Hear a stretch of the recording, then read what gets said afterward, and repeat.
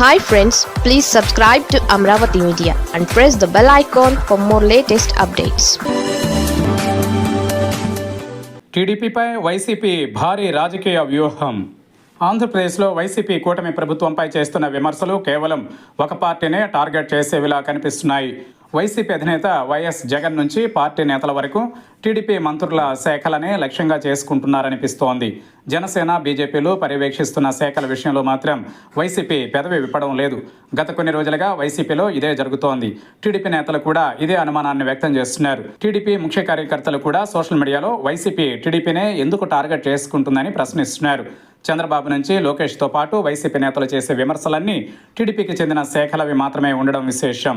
దీని వెనుక రాజకీయ కారణం ఏమై ఉంటుందా అన్న అనుమానాలు కలుగుతూ ఉన్నాయి.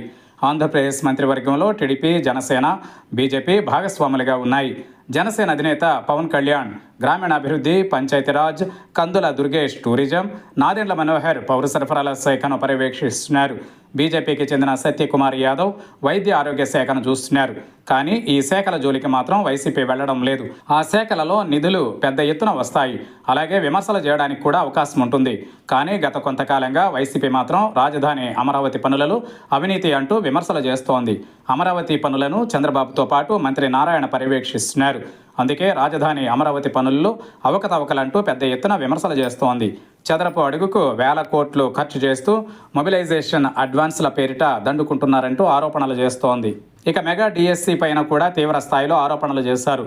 మెగా డిఎస్సిలో భారీగా అవకతవకలు జరిగాయని, అనర్హులకు ఉద్యోగాలు ఇచ్చారని, పెద్ద ఎత్తున ముడుపులు మారాయని వైసీపీ అధినేత జగన్ నుంచి నేతల వరకు ఆరోపణలు చేస్తూ వస్తున్నారు.